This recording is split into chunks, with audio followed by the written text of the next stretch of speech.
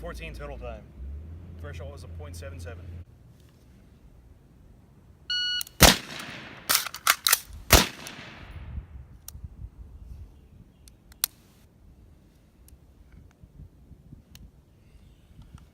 First shot was .54.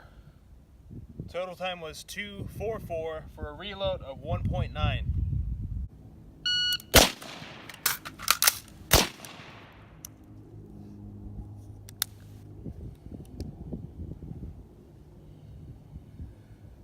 First shot was 5.1, a .51 that is. Reload was a 1.98. Total time was 2:49.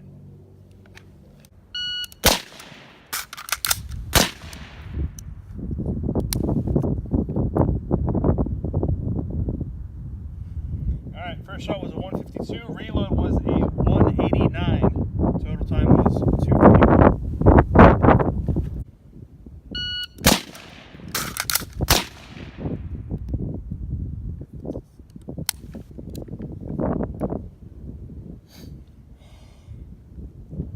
First shot was a .53. Reload was a 1.63. Total time was 2:17. Sorry, reload was a 164.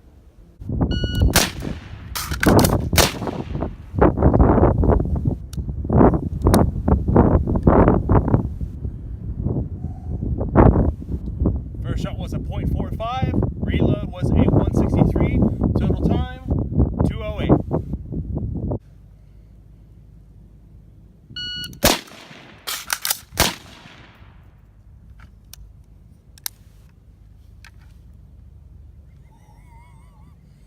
Alright. First shot was a .49. Reload was a 155. Total time of 2:04.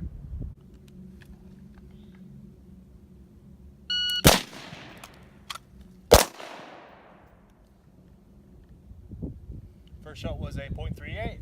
Transition was a 186 for a total time of 2:24.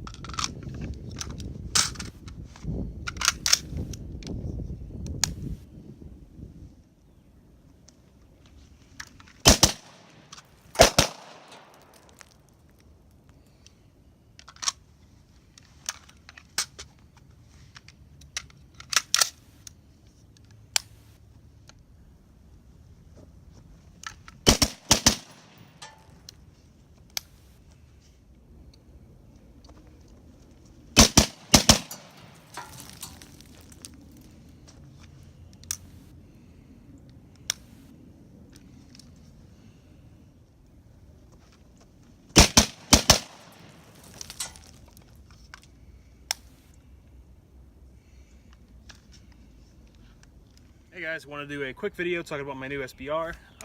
When I say new, I mean half new, half old, in that the lower is the exact same lower that you saw back in, I don't even know when, I think it was October. When I did a video at that time, it had a 16-inch upper. Now it has a 11.5-inch upper. The reason for this is the ATF decided that they were going to be a little bit less asshat than they usually are, and they brought back Form 1 e-file, which meant that theoretically, at least, you could have a Form 1, which is what it takes to make a SBR or other NFA item. You can have that back in a matter of a week or two rather than a couple months. It ended up taking a little bit longer in my case because I went through Silencer Shop, and even though Silencer Shop went through, they worked with the ATF in getting a system up and running. After they started submitting customer applications, the ATF decided that they were going to change their mind, and a couple months later they were finally able to approve a similar system for Silencer Shop, but one that made their pedantic, idiotic selves happy. But that's neither here nor there. Let's talk about this rifle. So, the rifle, like I said, the bottom part of it is just the exact same lower from that video last month. It is a PWS lower, which means mag changes are wicked fast. So the lower is the same, so I won't bother talking about the lower other than to say it's everything I would want. It's a PWS Mark 1 lower. It's got flared mag well, ambidextrous everything, including bolt release and mag release. It's got a 45-degree safety. I think that's a Strike Industries. It's got a Geisley SDE trigger, which is amazing. If you can do one modification to your lower and it isn't a Geisley SDE trigger, or at least some kind of Geisley trigger, you spent your money wrong. So that's the lower. The buffer tube is PWS's own, and it's great. It works really good with my BCM stock that I like. I had another buffer tube on this thing previously, which was kind of sticky with it. And the castle nut is PWS's own ratcheting system, which I highly recommend. I've used that on another lower of my own since then, which is currently hosting the upper that was on this lower, and I've also used it on a build I did for my dad. It's great. So moving on from that, everything on the lower is pretty much, aside from the tube, which I think I did replace since you've seen it, everything's the same. Moving to the upper, it is a Aero Precision M4E1 upper receiver, just like the 16-inch I have. I just really like Aero's uppers. They look good, and that's what matters, right? The bolt carrier is the same kind of bolt carrier as was on my other one, but you can't tell because of how dirty it is right now, but it's a nickel boron coated one, or no, titanium nitride, sorry. It's a titanium nitride covered one, which is really nice and helps me to clean this mess off of it easier. The rail is a BCM. It is I think it was a 10.25 inch rail. It's a ballistic advantage barrel, I think. Ballistic advantage 10.5 inch, or sorry, ballistic advantage 11.5 inch barrel, BCM vertical grip, which I don't really use as a vertical grip. I use it kind of as a hand stop, but it's nice to have the capability of using it as a vertical grip if the rifle gets very hot, which occasionally it does. Especially with the suppressor up here soaking in heat, and the barrel is a little bit heavier of a profile than the other one because that one got hot really quick. But at any rate, it's nice whenever this gets a little bit too hot to the touch, I can just come down here and use the vertical grip. The charging handle is a Geisley, I can't remember exactly what they call it, but it's a Geisley charging handle, which really makes a noticeable difference whenever you're shooting it suppressed, because it has this raised lip at the back of it. Really nice. And iron sights are 45-degree Amazon. I believe they're made by Ozark. They work just fine. The scope is a primary arms 1:8 by ACSS Griffin mill. Now, I had on, and still have on, the 16-inch. It's weird that the 16-inch has less magnification than this one, but this is just my go-to main favorite rifle. This one is the 1:8 by, and what the ACSS Griffin mill means is that I'll put up pictures. This is the optic, or this is the reticle that was on my old optic, my 1:6 regular ACSS reticle, and it's great, but I don't know if it's just my crappy eye or if it's just the way the mind works, that horseshoe up on top of it just confuses me and makes me a little bit slower to put rounds where I really want them whenever I'm trying to shoot fast. This is the reticle on the ACSS Griffin mill, and it's much simpler but accomplishes everything that the regular ACSS accomplished. And without that horseshoe on top and just a regular chevron, it's much easier to actually put rounds where I want them. So that's about all there really is to say about the rifle. Like I said, you've seen the lower and all that needs to be talked about that, but just how the rifle is overall, I love it. It's fantastic.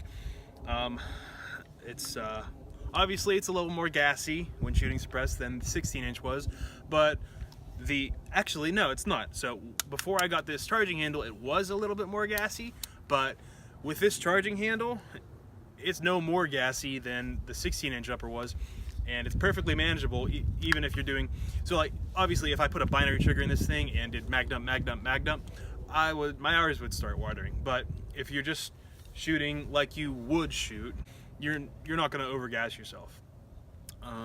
And just handling of it, the barrel I went with, as I said, is a little bit of a heavier profile than the pencil that I had on the old upper, but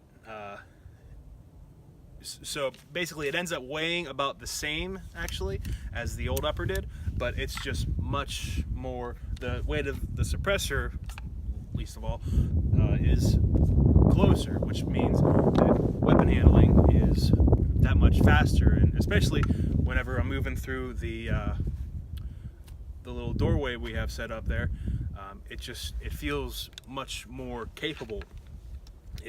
It's about the length of my Tavor, if I remember correctly. So it's just great for that stuff. So reloads with it obviously are helped with the flared magwell, but because I don't have all that weight way out at the end of a barrel, they're just that much faster. So yeah, I love this thing. It is probably my go-to rifle right now. It's finally kicked the Tavor out of its butt. The Tavor, even with my my 16-inch that I built, which was a great rifle, and I like that rifle, this one has unseated that from my favorite black rifle that I own category. Probably favorite rifle that I own category, because it's the only one that I'm able to use 2 stamps at once. It's asinine that I need any stamps at all, of course, because everyone who signed the NFA into law is a but in the state of things as they are, having gone through the lengths that I went to get this thing, get everything that I have on it anyways, I'm very satisfied with it and very happy with it. That's about all I have to say about it. Like I said, it's not entirely new, but it's a great rifle, great setup. I don't think I would change a single thing about it. So that's all I have to say about it. If you have any questions, you can hit me up in the comment section if there's anything I missed about it. And thanks for watching. See ya.